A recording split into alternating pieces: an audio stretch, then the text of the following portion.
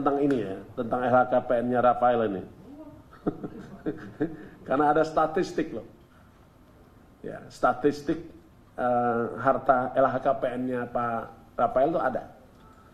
Kalau saya lihat di sini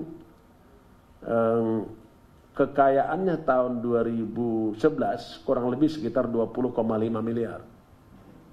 Di mana beliau tersangka RAT ini di tahun 2011 sampai 2015, dia adalah Kepala Bidang Pemeriksaan Penyidikan dan Penagihan Pajak, Kanwil DJP Jawa Timur 1. Terus berlanjut, tadi sempat saya hitung, sampai 8 tahun itu meningkat sekitar 24 miliar. Di tahun 2019, harta kekayaan mencapai 44,8 miliar. Sedangkan berdasarkan LHKPN tahun 2020, mencapai 55,65 miliar. Jadi ini data yang kita dapatkan, di mana tahun 2019, di mana tahun 2015, di mana tahun 2012, semuanya kelihatan. Jadi ini saya kira sebagai informasi tambahan rekan-rekan, cukup ya Pak. KPK resmi menahan mantan pejabat pajak Rafael Aluntri Sambodo. KPK menahan Rafael setelah hari ini penyidik memeriksanya sebagai tersangka. Rafael akan ditahan 20 hari ke depan. Dalam kasus gratifikasi dengan tersangka Rafael Aluntri Sambodo, KPK menyita uang 32,2 miliar yang disimpan di safe deposit box. Rafael diduga menerima gratifikasi dari tahun 2011 hingga 2023.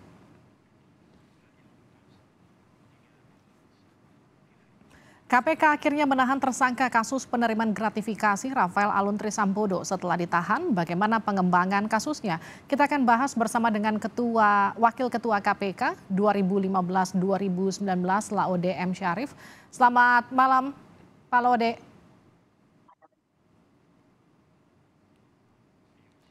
Selamat malam. Yes, sudah tadi termute.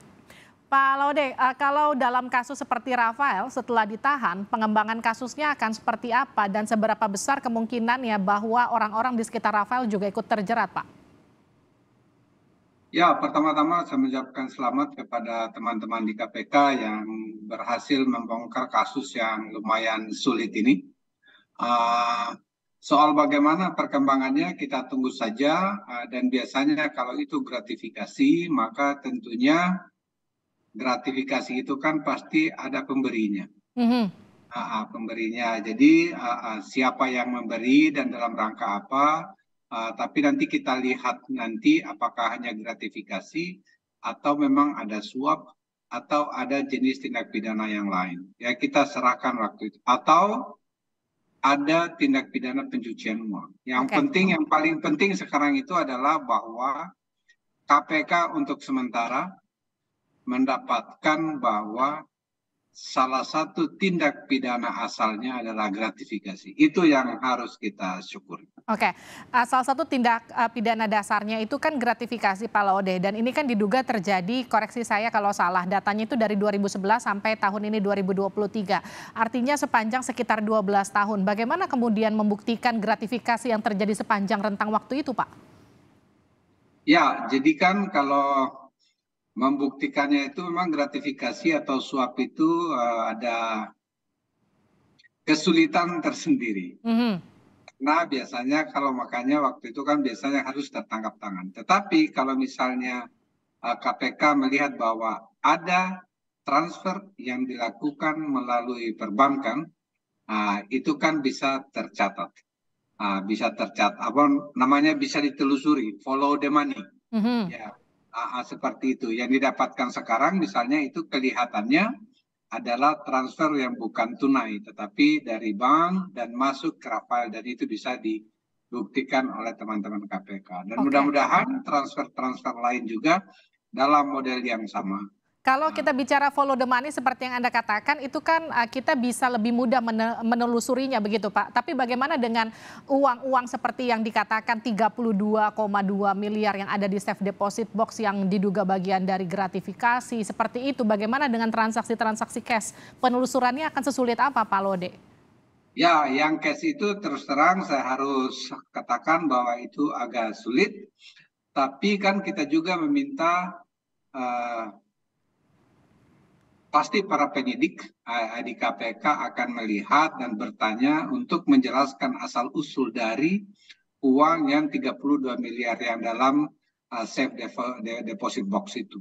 Apakah itu berasal dari suatu kausa yang halal atau itu berasal dari bagian dari gratifikasi atau suap yang berhubungan dengan jabatan dia sebagai pemeriksa pajak. Oke, tadi kan di awal Anda sempat menyatakan ini kasus yang agak lumayan sulit.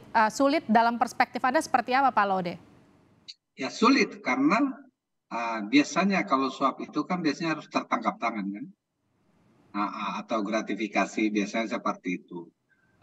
Karena ini kan yang pemberinya belum kita ketahui, tapi ini ternyata ada wajib pajak dan itu dia melalui transfer.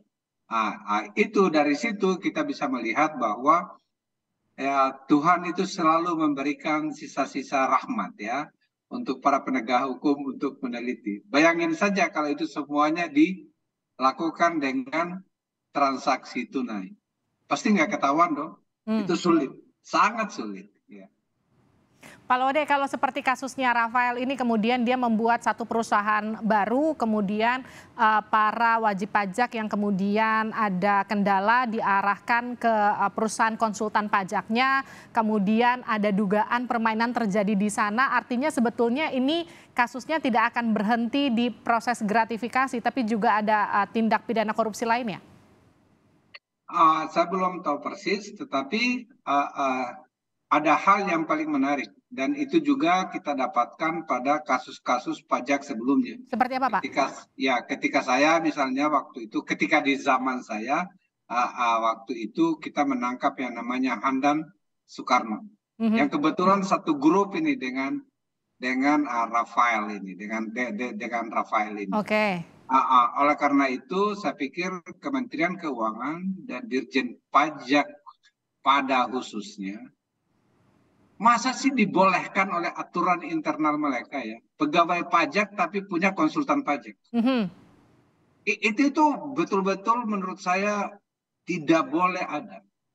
Dan itu harusnya dilakukan Menteri Keuangan. Dan itu kita sudah bicarakan pada waktu ketika kita menangkap Rafael itu. Kita menangkap waktu itu Handang.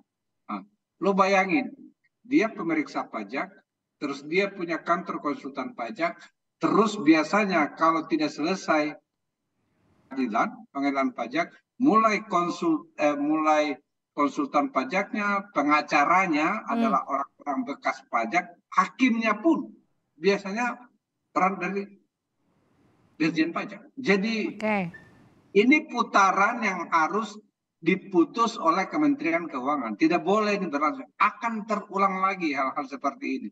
Dan yang tertangkap itu sekarang kan ini yang tertangkap ini kan sekarang Rafael. Tidak mungkin hanya satu-satunya Rafael. Pak Laude, artinya kalau kita bicara soal sekarang Rafael terkena kasus gratifikasi, dugaan gratifikasi ya, pasal yang kemudian disangkakan oleh KPK. Apakah kemudian ini juga akan berkembang menjadi pencucian uang? Kemungkinan besarnya ke sana, Pak? Pencucian uang itu pertama kan kita sudah temukan tindak pidana asalnya. Makanya dari awal setelah saya lihat kasus ini ketika ribut-ribut, mudah-mudahan KPK bisa menemukan tindak pidana asalnya. Dan hari ini itu kita bisa melihat bahwa tindak pidana asalnya sudah diketahui, memang belum dibuktikan di pengadilan, tetapi sudah diketahui oleh KPK bahwa gratifikasi, maka tentunya KPK bisa menambahkan tindak pidana pencucian uang dengan tindak pidana asal dari gratifikasi ini. Kalau ketika diselidiki bahwa dia tidak bisa menjelaskan asal-usul hartanya, maka ada kemungkinan KPK bisa mengambil sebagian atau bahkan sebagian besar dari harta yang dia telah kumpulkan. Mudah-mudahan. Baik, terima kasih Pak Laude M. Syarif telah bergabung bersama kami di Sapa Indonesia Malam. Sehat-sehat terus Pak.